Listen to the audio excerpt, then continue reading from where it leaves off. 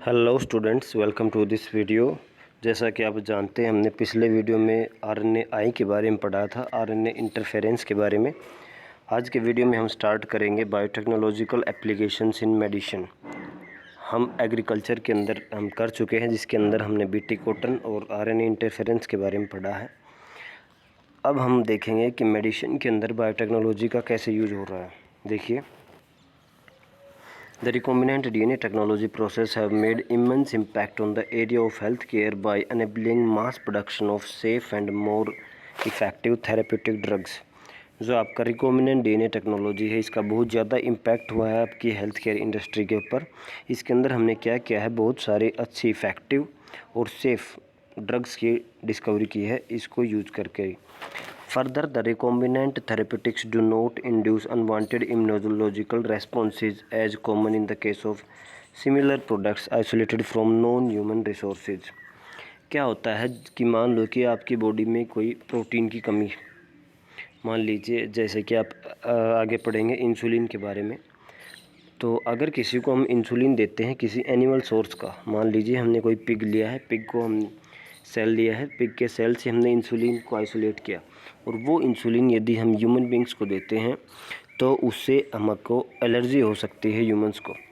लेकिन हमने फिर क्या किया, रिकॉम्बिनेंट डीएनए टेक्नोलॉजी का यूज़ करके हमने अदर सोर्स से, नॉन ह्यूमन सोर्स का यूज़ नहीं किया है, ह्यूमंस के सेल से ही हमने किया है इंसुलिन को फॉर्मेशन की है, जिसके कारण ये जो अनवांटेड इम्यूनोलॉजिकल रेस्पॉन्स हैं ये नहीं होते हैं। तो रिकॉम्बिनेंट डीएनए टेक्नोलॉजी का मेडिसिन में ये एक बेनिफिट है। At present about 30 recombinant therapeutics, याद रखना है 30 रिकॉम्बिनेंट थेरेपेटिक्स की डिस्कवरी हो चुकी है और वो अप्रूव भी कर किए जा चुके हैं। 30 रिकॉम्बिनेंट थेरेपेटिक्स अप्रूव्ड हैं ऑल ओवर द वर्ल्ड, और इंडिया के अंदर in India 12 of these are presently marketed. तो टोटल वर्ल्ड के अंदर 30 जो है वो रिकॉम्बिनेंट थेरेपेटिक्स जो है वो अप्रूव है, उसमें से 12 जो है वो इंडिया के अंदर आज भी सेल हो रहे हैं मार्केट में।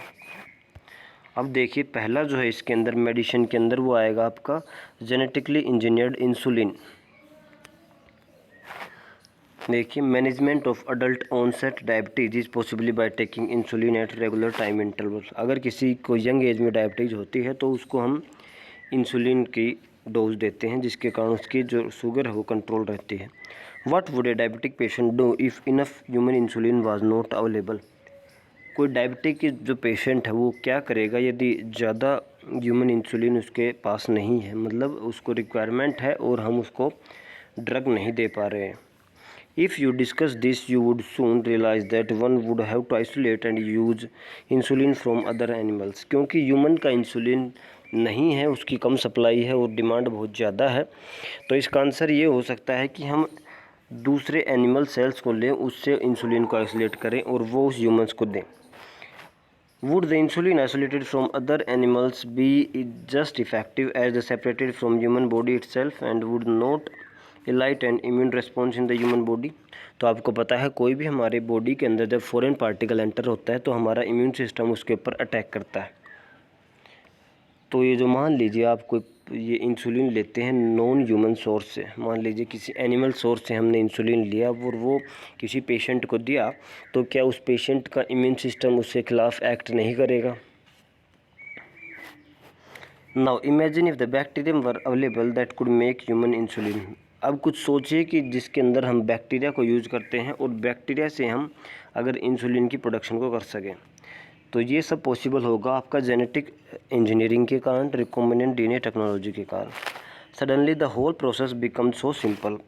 सभी प्रोसेस बहुत आसान हो जाएगा। कोई भी आपका ह्यूमन सोर्स से ही हम इंसुलिन का जो जीन होता है उसको आइसोलेट करेंगे, उसके बाद उसको किसी वेक्टर के अंदर डालेंगे, उस जीन को बैक्टीरिया के अंदर डालेंगे, उसको बैक्टीरिया जब मल्टीप्लिकेशन करेगा तो उससे आपका प्रोटीन बनेगा और बहुत सारी कॉलोनीज बैक्टीरिया का बनेंगे, हर एक बैक्टीरिया के अंदर इंसुलिन बनता रहेगा। तो ऐसे हम mass production, large scale production insulin की कर सकते हैं रिकॉम्बिनेंट डीएनए टेक्नोलॉजी से।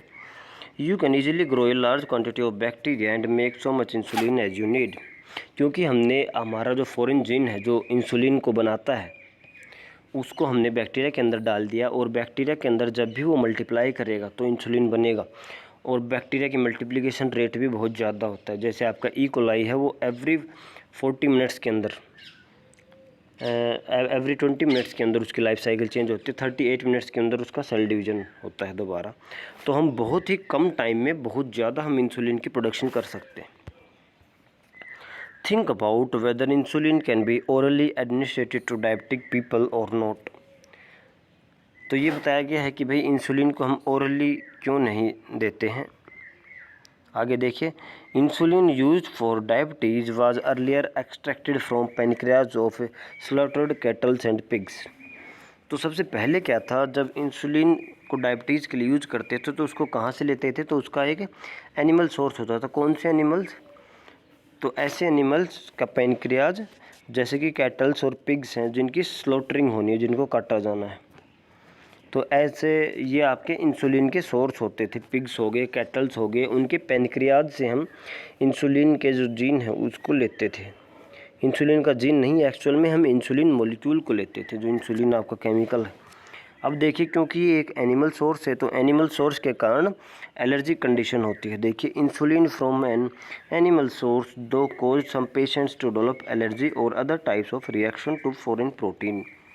क्योंकि इंसुलिन क्या है, एक एनिमल सोर्स से आप ह्यूमन बॉडी के अंदर इंजेक्ट करेंगे तो उसके कारण जो आपकी बॉडी हो रेस्पॉन्स करेगी और एलर्जी कंडीशंस किसी में डेवलप हो जाती है और दूसरे पेशेंट्स में अन्य रिएक्शंस हो सकती हैं।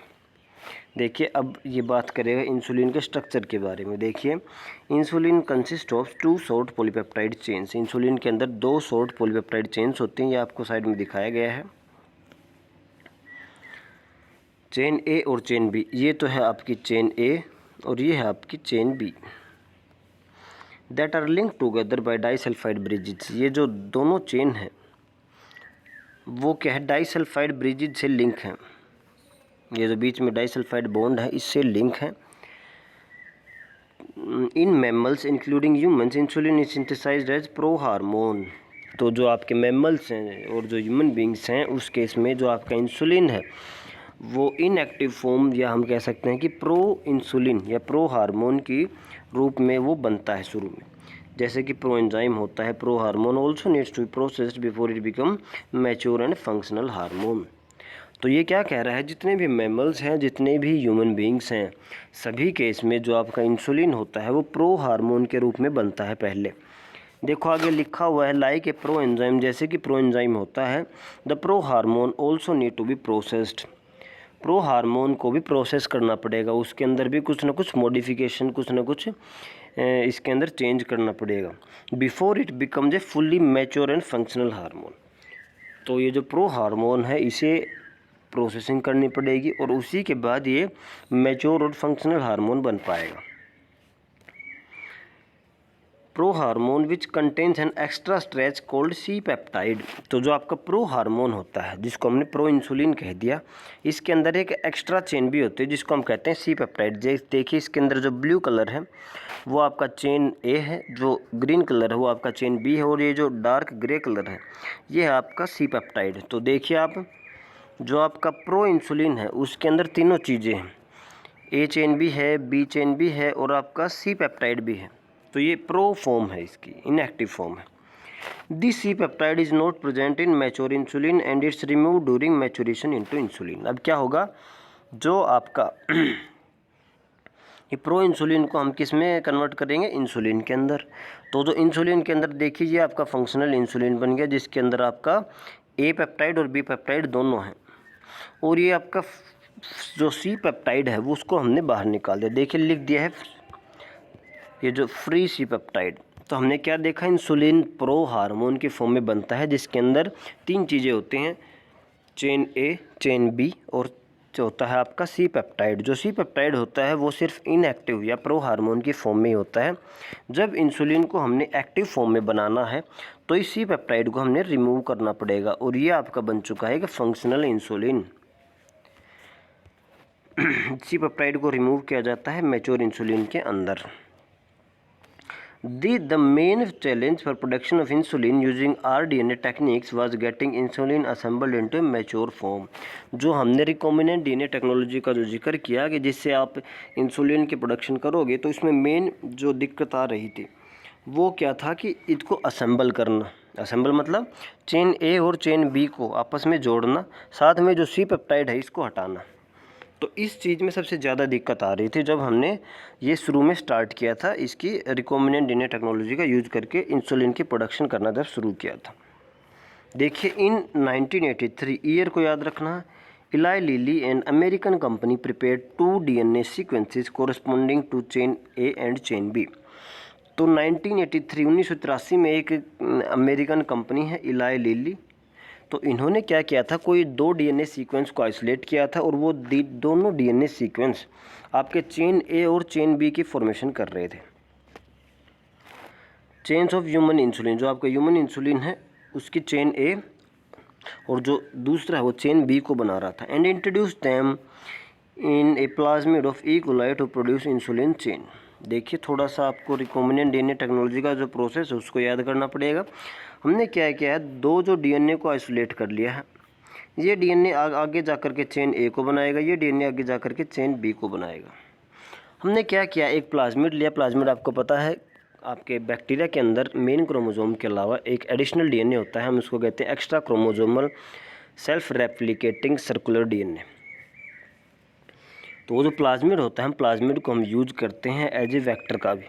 तो हमने क्या किया, प्लाज्मिड को कट कर दिया और इस प्लाज्मिड के अंदर जो हमारे ये जो जीन है, मान लीजिए इसको मैं जीन ए कहता हूँ, इसको बी कहता हूँ, जीन ए और जीन बी को हमने यहाँ पे एक प्लाज्मिड के अंदर मान लीजिए ए वाले को इसमें डाल दिया और दूसरे प्लाज्मिड के अंदर बी वाले को इसमें डाल दिया, और इसको हमने डाल दिया एक बैक्टीरिया के अंदर, ई कोलाई के अंदर, जैसे कि हम वेक्टर को डालते हैं। तो डालने के बाद अब बैक्टीरिया मल्टीप्लाई करेगा तो ये चेन एक वाला जीन है और चेन बी वाला जीन है, दोनों ही मल्टीप्लाई होंगे। तो हमने क्या किया है, और आखिर में वो मल्टीप्लाई करने के बाद उसका एमआरएनए बनेगा, एमआरएनए के बाद प्रोटीन बनेगा। तो हमें ये आपकी शॉर्ट पॉलीपेप्टाइड बन जाएगी। चेन ए पेप्टाइड एक बैक्टीरिया में बनी अलग से और चेन बी पेप्टाइड दूसरे बैक्टीरिया में बनी अलग से। देखिए चेन ए लिखा हुआ, chain A and chain B produce separately extracted and combined by creating disulphide bonds. तो ये चेन ए जो है वो एक बैक्टीरिया के अंदर बनी, चेन बी जो है वो दूसरे बैक्टीरिया के अंदर बनी अलग अलग। तो इनको आइसोलेट किया गया, इनको एक्सट्रैक्ट किया गया। चेन ए, ये मान लो चेन ए है, ये मान लो आपकी चेन बी है। और इसके अंदर अब क्या किया गया कि बाहर से हमने डाइसल्फाइड बॉन्ड बनाए हैं और इन दोनों को बाहर से हमने डाइसल्फाइड बॉन्ड के थ्रू ज्वाइन किया है।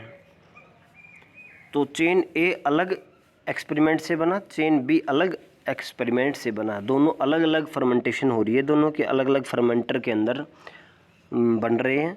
और इनको फिर आइसोलेट किया गया और इनको फिर अलग से जो आपका डाइसल्फाइड बॉन्ड है उसके थ्रू इसकी ज्वाइनिंग की गई है।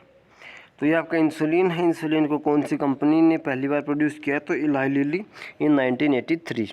इन्होंने 2 सीक्वेंस आइसोलेट किए गए, सीक्वेंस ए और सीक्वेंस बी। सीक्वेंस ए आपका चेन ए को बनाएगा और सीक्वेंस बी जो है आपका वो चेन बी को बनाएगा, और इनको अलग अलग से बनाया गया और बाहर ला करके इनको डाइसल्फाइड बॉन्ड के थ्रू जोड़ा गया है। देखिए तो ये था आपका इंसुलिन के बारे में। अब हम अगले वीडियो में करेंगे जीन थेरेपी और मॉलिक्यूलर डायग्नोसिस।